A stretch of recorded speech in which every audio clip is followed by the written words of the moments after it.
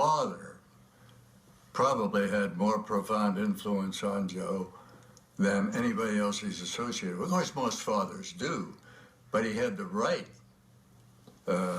influence on Joe in his what seemed to be his mild-mannered way. He wasn't a screamer or take him to the woodshed kind of pop, but he was silently impressive.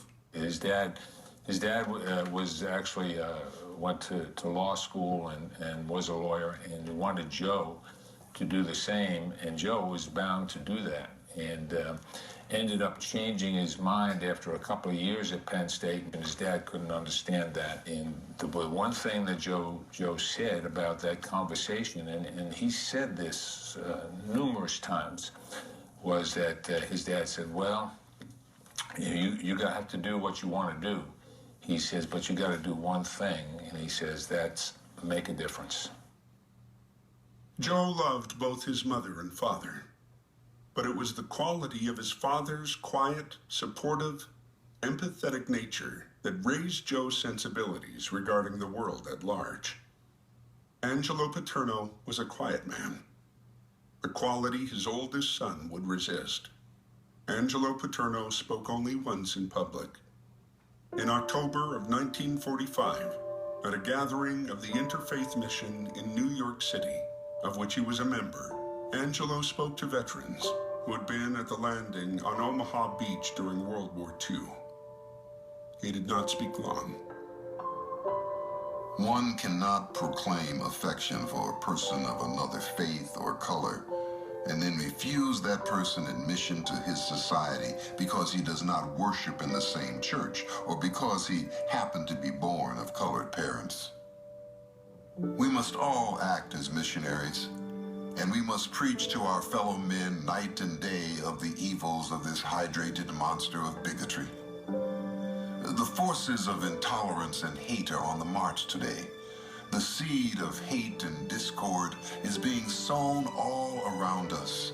It is our task to inculcate our worthy ideals into the warped minds of the weakling before this seed takes root. On September 29, 1955, Angelo Paterno died of a massive heart attack. He was 58 years old. In Joe Posnanski's book, Paterno, the son of Angelo, standing at his father's wake, was witness to a final, indelible gift from the father to the son. There were about 100 white people in the room when a black man walked in.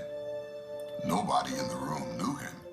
He cleared his throat to get everyone's attention and said, I want everybody to listen. With that, he offered a brief but breathtakingly beautiful eulogy of Angelo Paterno. Joe recalled the man saying as he concluded, "Every day, Mr. Paterno treated me with respect. Every day." Decades after the impromptu tribute had been entrusted to memory, Paterno recalled, "My father believed that if you give someone a chance, whatever their color, whatever their religion, they might be able to do great things." The one lesson I learned from him is when I was a sophomore, playing in the Orange Bowl, and I was mad at Joe because he only gave me one running play for the game. And I was really, really mad. So I would not run this pass play that he put in for me. Every time they called it, I would jog out of my stance, and the timing wasn't right. So this one time they called it, I'd just jog out there. And who's behind me when I turn around, Joe? He says, "Look, I put this play in for you. You want to score a touchdown on it." I said, "Man, you gave me one running play. That's it, just one running play." And we're arguing back and forth, back and forth. And so finally, I guess I decided to run the play, and Coach was right again. I scored the winning touchdown in the Orange Bowl on this pass play that he put in for me and told me I was going to score a touchdown. So me, my stubborn self, was mad at him, and yet he knew how to calm me down in a sense and tell me that, this is for you. It's going to happen.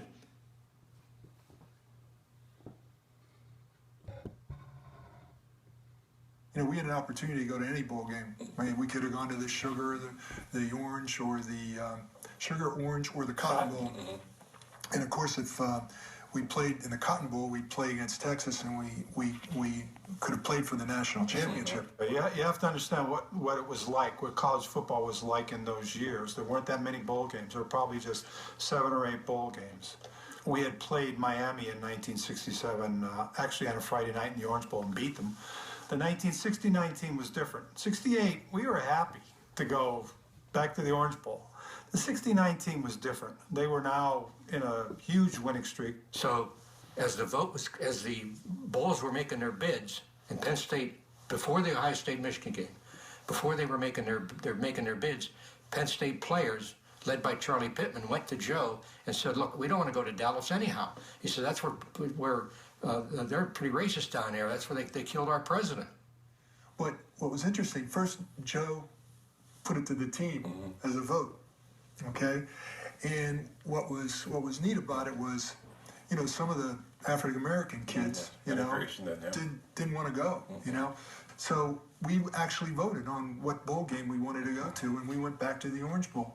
And so now I don't think he ever put it to a vote after that, but that year he did, and he let the team decide where they wanted to go. And to this day, nobody knows what the actual vote was because no one's seen the ballots. I've talked to several assistant coaches who were involved with this and some players, but Joe came out and said the vote was to go back to the Orange Bowl. They wind up losing the national championship to Texas. If they'd have gone to the Cotton Bowl, where they were invited to go to the Cotton Bowl, they'd have played Texas. Who knows whether they would have won, but they'd had a chance to win. And there are several players who are still upset that they didn't go. That's example of